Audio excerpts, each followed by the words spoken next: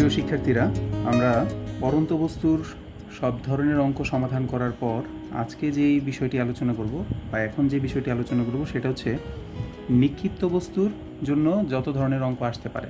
ওকে, সবগুলো আজকে আমরা আলোচনা করব। আশা করি তোমরা মনোযোগ দিয়ে সম্পূর্ণ ক্লাসটি দেখবে আগের ক্লাসটির মতো। আমরা যেখানে বলেছিলাম যে পরন্ত বস্তুর একটি অঙ্কের মাধ্যমে যেভাবে আমরা সবগুলো গাণিতিক সমস্যা সলভ করে ফেলেছিলাম যতভাবে পরীক্ষায় আসতে পারে, এই ক্লাসে ঠিক একইভাবে আমরা নিক্ষিপ্ত বস্তুর যত ধরনের অঙ্ক আসা সম্ভব সবগুলো করে ফেলবো। ওকে, এবং আশা করি এই ক্লাসটি দেখার পর তোমাদের নিক্ষিপ্ত বস্তু সম্পর্কিত সমস্যাগুলো সমাধান হয়ে যাবে এবং আর কোনো ঝামেলা হবে না। ওকে, এবং তোমাদের কাছে আমার অনুরোধ থাকবে অঙ্কটি দেখার সাথে সাথে তোমরা বাসায় একটি খাতায় অঙ্কটি তোলার চেষ্টা করবে, তাহলে আমি তোমাকে এনশিওর করতে পারি যে এই সম্বন্ধীয় কোনো সমস্যা তোমাদের বেশি ঝামেলায় ফেলবে না। তো যাই হোক, চলো শুরু করি। তো নিক্ষিপ্ত বস্তুর ক্ষেত্রে আমি অঙ্কটা শুরু করার আগে আরেকটি কথা বলে নিই। আমরা আগের ক্লাসে মানে পরন্ত বস্তু সম্পর্কিত যে অঙ্কগুলো সলভ করেছিলাম সেখানে সূত্র আলোচনার সময় তোমাদেরকে আমি বলেছি যে যখন একটি বস্তুকে উপরের দিকে নিক্ষেপ করবে তখন জি এর যে মান আছে অভিকর্ষ ত্বরণ সেই মানটি হবে ঋণাত্মক। ওকে, তার মানে যখন তুমি কোনো একটি অঙ্ক দেখবে পরন্ত বস্তু বিষয়ক অঙ্কগুলো, তখন তোমাকে মনোযোগ দিতে হবে যে অঙ্কটা কি পরন্ত বস্তুর ক্ষেত্রে নাকি নিক্ষিপ্ত বস্তুর ক্ষেত্রে, বস্তুটি উপর থেকে নিচের দিকে পড়ছে নাকি নিচের থেকে উপরের দিকে যাচ্ছে। তাই তখন আমাদের সূত্রটা কিছুটা চেঞ্জ হবে, এটা মাথায় রাখতে হবে। ওকে, এবং সাথে আমরা কয়েকটা ক্লু আলোচনা করেছিলাম। যারা ওই ক্লাসটি দেখো নাই, তোমাদের কাছে অনুরোধ, প্লিজ ওই ক্লাসটি দেখে তারপর তোমরা এই ক্লাসটি করবে, এবং ওই ক্লাসের লিঙ্ক আমি আই কার্ডে দিয়ে দিব এবং ডেসক্রিপশন বক্সেও দেওয়া থাকবে। তো চলো অঙ্কটা করি। অঙ্কটাতে বলা হচ্ছে যে 1 কেজি ভরের একটা বস্তুকে 49 মিটার পার সেকেন্ড ব্যাগে উপরের দিকে নিক্ষেপ করা হলো। তো ভরটা স্যার শুধু শুধু দেওয়া হয়েছে, পরন্ত বস্তুর অঙ্ক করার জন্য আমাদের ভর লাগে না। তো অনেক সময় এমনও কিছু জিনিস বা উপাদান অঙ্কে দেওয়া থাকে যেটা ইউজ হয় না। ওকে, তাও দেওয়া থাকতে পারে, ভয় পাওয়ার কিছু নাই। তো উপরে 49 মিটার পার সেকেন্ড ব্যাগে তুমি নিক্ষেপ করলে তো কী কী অঙ্ক আসতে পারে এই বেসিকটার উপরে চিন্তা করো। সেটা হচ্ছে 2 সেকেন্ড পর বস্তুর ব্যাগ নির্ণয় করো, 2 সেকেন্ড সময় বস্তুটি কত উচ্চতায় পৌঁছাবে এটা বের করতে বলা হচ্ছে, বস্তুটি সর্বোচ্চ কত উচ্চতায় পৌঁছাবে, মানে আমরা যদি 49 মিটার পার সেকেন্ড ব্যাগে 1 কেজি ভরের একটা বস্তুকে উপরে ঢিল দিই সেটি হায়েস্ট কতটুকু উপরে উঠতে পারে এটা চাওয়া হতে পারে। সর্বোচ্চ উচ্চতায় পৌঁছতে এর কত সময় লাগবে, তার মানে টাইমটা চাওয়া হচ্ছে। হায়েস্ট উচ্চতায় ধরি যদি এটাই যদি হায়েস্ট উচ্চতা হয়, এখানে যদি তার কত সময় লাগবে এটা চাওয়া হচ্ছে।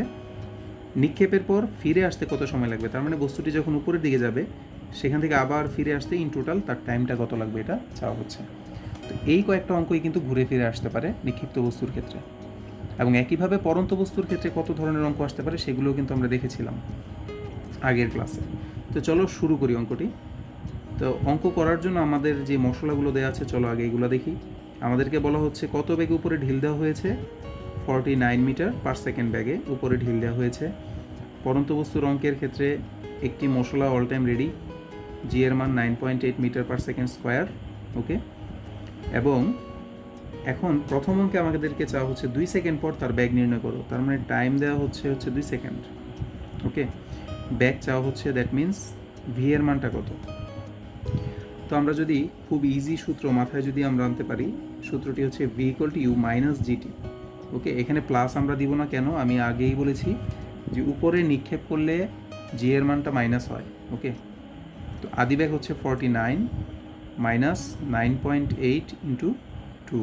ওকে, তাহলে আমরা এখানে পাচ্ছি 49 মাইনাস 19.6। তো এখানে আমরা পাবো, আমরা যদি ক্যালকুলেশন করি তাহলে হচ্ছে 29.4 মিটার পার সেকেন্ড। ওকে, তার মানে 2 সেকেন্ড পর আমরা যে বস্তুটি উপরের দিকে ঢিল দিয়েছিলাম তার ব্যাগ কিন্তু 29.4 মিটার পার সেকেন্ড। এবং তোমরা একটু লক্ষ্য করো ব্যাগ কিন্তু হ্রাস পেয়েছে। তুমি ঢিল দিয়েছিলে 49 মিটার পার সেকেন্ড ব্যাগে, কিন্তু এখন তার 2 সেকেন্ড পরেই তার ব্যাগ কমে 29.4 হয়ে গেছে। তার মানে উপরের দিকে যতই যাবে তার ব্যাগ আস্তে আস্তে হ্রাস পেতে থাকবে এবং একসময় জিরো হয়ে যাবে। যখন সর্বোচ্চ উচ্চতায় পৌঁছে যাবে তখন তার ব্যাগ হয়ে যাবে জিরো। ওকে, এই ক্লুগুলো কিন্তু আমরা জানি। আসো 2 নম্বর অঙ্ক, খুব ইজি কিন্তু অঙ্কগুলো, খেয়াল করো। জাস্ট তুমি যদি মানগুলো একটু বুঝতে পারো এবং সূত্রগুলো ফেললেই অঙ্কটা ছোট্ট ছোট্ট অঙ্ক, এগুলোই পরীক্ষায় আসে এবং অনেক স্টুডেন্ট কেন যেন এগুলো ভয় পায়। যাই হোক, আমরা দ্বিতীয় অঙ্ক যাই। আমরা দ্বিতীয় অঙ্কটি দেখি। দেখো, বলা হচ্ছে 2 সেকেন্ড সময়ে বস্তুটি কত উচ্চতায় পৌঁছাবে। ওকে, এবার হাইট চাওয়া হচ্ছে যে এই মান সেম সময় H equal two what, 2 second পরে তার উচ্চতা কত হবে। তাহলে আমরা এইচের যে সূত্র জানি সেটা ইউজ করতে পারি, h equal to ut minus of half gt square. খেয়াল করবে এখানে যদি আমি প্লাস ইউজ করি তাহলেই কিন্তু অঙ্কটা শেষ, আমাদের আনসার ভুল আসবে। তাহলে আমরা ঢিল দিয়েছিলাম 49 মিটার পার সেকেন্ড, টাইম হচ্ছে 2 সেকেন্ড, পরে চাওয়া হচ্ছে হাফ ইন্টু 9.8 ইন্টু টি এর মান হচ্ছে 2 স্কোয়ার। ওকে, তাহলে এখানে আমরা পাচ্ছি 8,998 মাইনাস এখানে আমরা পাচ্ছি 19.6। ওকে, 4কে 2 দিয়ে ভাগ করলে 2, 19.6। ওকে, তো আমরা যদি বিয়োগ করি, একটু ক্যালকুলেশন করবে তোমরা বাসায়, 4 হবে 10, 8 2, 78.4। তার মানে তোমরা খেয়াল করো বস্তুটি 2 সেকেন্ড পর 78.4 মিটার উচ্চতায় পৌঁছাবে। কত ইজিলি সলভ করা যায় তোমরা খেয়াল করো, মোটামুটি সব কিছুই দেয়া থাকবে, তোমরা জাস্ট একটু মাথা খাটিয়ে অঙ্কটা সলভ করবে। আর ভুলগুলো যেখানে করে ছোট ছোট ভুলগুলো করে, যেমন ধরো এই মাইনাসের জায়গায় অনেক স্টুডেন্ট প্লাস ইউজ করবে, তখন তার আনসারটা কিন্তু ভুল হয়ে যাবে। ওকে, তো 2 নম্বর অঙ্ক সলভ করলাম। আসো পরের অঙ্কে যাই, বস্তুটি সর্বোচ্চ কত উচ্চতায় পৌঁছাবে। তো তোমাদেরকে আমি অঙ্কগুলো করানোর প্রথম যে পর্বটি ছিল, মানে সূত্র নিয়ে যেখানে আমি আলোচনা করেছিলাম, সেখানে আমি ক্লুগুলো আলোচনা করেছিলাম। তোমাদেরকে বলেছিলাম যে যখন একটা বস্তু সর্বোচ্চ উচ্চতায় পৌঁছায়, ধরো এই যে তুমি 1 কেজি ভরের বস্তুটাকে 49 মিটার পার সেকেন্ড ব্যাগে উপরে ঢিল দিয়েছো, হায়েস্ট উচ্চতায় যাওয়ার পর তার মধ্যে আরও কোনো ব্যাগ থাকে না, এই জন্য তার শেষ ব্যাগটা 0 ধরতে হয়। এই যে শেষ ব্যাগ 0, এটা তো আমার অঙ্কের মধ্যে দেয়া থাকবে না, এই ক্লুটা আমাকে জানতে হবে, এই মশলাগুলো আমাকে বুঝতে হবে। ওকে, অঙ্ক করার জন্য তো সর্বোচ্চ উচ্চতায় কতটুকু পৌঁছাবে এটা বের করার জন্য তোমরা খেয়াল করো। তার মানে আমাদের কী দেওয়া আছে, আমি যদি এখানে তোমাদের 3 নাম্বারটা সলভ করে দিই, একটু খেয়াল করবে। আমাদের আদি বেগ দেওয়া আছে 49 মিটার পার সেকেন্ড, সর্বোচ্চ উচ্চতা যেহেতু চাওয়া হচ্ছে, ভি এর মান 0 মিটার পার সেকেন্ড, জি আমাদের হাতে আছে একটা সুবিধা প্লাস পয়েন্ট। ওকে, এবং হায়েস্ট যেই উচ্চতা এইচ চাওয়া হচ্ছে। ওকে, তাহলে এইচটা কত। অনেক সময় তোমরা বিভিন্ন বইয়ে এরকম দেখতে পারবা, বা অনেক স্যাররা এইভাবে সলভ করে, যেহেতু সর্বোচ্চ উচ্চতা বলছে সেখানে এইচটাকে বড় হাতে লেখা হয়। ওকে, কথা কিন্তু সেম, অঙ্ক কিন্তু একই, অঙ্কের মধ্যে কিন্তু কোনো ঝামেলা নাই। ওকে, তো এখন আমরা যে সূত্রটা ইউজ করতে পারি, তোমরা খেয়াল করো, ইউ, ভি, জি এবং এইচ, এই 4টার সাহায্যে যে সূত্র আমরা প্রয়োগ করব সেখানে টি থাকবে না, তাই না। তাহলে আমরা সূত্র ব্যবহার করব v square equal to u square minus 2GH। অনেকে এখানে বড় হাতের এইচ ইউজ করে, আবার এমনও অনেকে আছে যারা, যেহেতু আমরা জানি ভি এর মান 0, তারা সর্বোচ্চ উচ্চতার একটা শর্টকাট সূত্র ইউজ করে। সূত্রটা কী স্যার? সূত্রটা অনেকটা এরকম যে h equal to u square divided by 2G। এটা জাস্ট এই যে মেইন যেই সমীকরণ সেটাকে সমাধান করে বানানো হয়েছে। ওকে, কারণ কি, কারণ ভি হচ্ছে 0 হয়, সর্বোচ্চ উচ্চতায় শেষ ব্যাগটা 0 থাকে, পক্ষান্তর করে এইচ এর মানটা আমরা ইউ স্কোয়ার বাই 2G লিখতে পারি। তো কোনো স্টুডেন্ট যদি এই ছোট্ট সূত্রটা শিখতে চায় সেটাও শিখতে পারে, কিন্তু আমি মনে করি মেইন যে সূত্রটা এটা জানাটাও বেশি জরুরি, কারণ অনেক সময় এই সূত্রগুলো পরীক্ষার সময় বা বিভিন্ন সময় আমাদের মাথায় অনেক সময় আসে না, তাই না। তো ছোট্ট বা শর্টকাট সূত্র শেখার চেয়ে মেইন সূত্রটা শেখা বেশি জরুরি বলে মনে করি। এখন জাস্ট একটু তোমরা সমাধান করো। সর্বোচ্চ উচ্চতায় তার শেষ ব্যাগ 0, তুমি ঢিল দিয়েছিলে 49 মিটার পার সেকেন্ড ব্যাগে, তাহলে ইউ হচ্ছে 49 স্কোয়ার মাইনাস 2 ইন্টু 9.8 ইন্টু সর্বোচ্চ উচ্চতা কত, এইচ আমরা জানি না, তাই না। এইচটা জাস্ট আমরা সমাধান করে বের করব। তো এইচ এর মান আমরা পাচ্ছি 49 স্কোয়ার ডিভাইডেড বাই 2 ইন্টু 9.8। ওকে, তো এখানে আমরা সর্বোচ্চ উচ্চতা কত পাবো, একটু ক্যালকুলেশন করো তোমরা। আমরা ক্যালকুলেশন করলে পাবো 122.5 মিটার।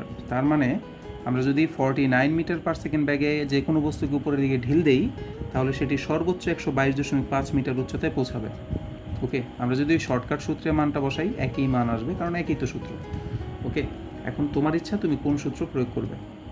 তো অঙ্কগুলো কিন্তু খুবই ইজি, জাস্ট আমরা সহজ সূত্রগুলো ইউজ করব এবং ক্লুগুলো খাটাইলেই অঙ্কগুলো হয়ে যায়। এবং কখনোই নিক্ষিপ্ত বস্তুর ক্ষেত্রে এখানে প্লাস দিবে না, প্লাস দিলে কিন্তু অঙ্কের আনসারগুলো ভুল আসবে। ওকে, তো আসলে পরবর্তী অঙ্কে যাই। আমাকে জিজ্ঞেস করা হচ্ছে যে সর্বোচ্চ উচ্চতায় পৌঁছাতে এর সময়টা কতটুকু লাগবে। তার মানে এই যে 122.5 মিটার উচ্চতায় উঠবে, তার টাইম কতটুকু লাগবে? তো এটাও তো স্যার খুবই ইজি।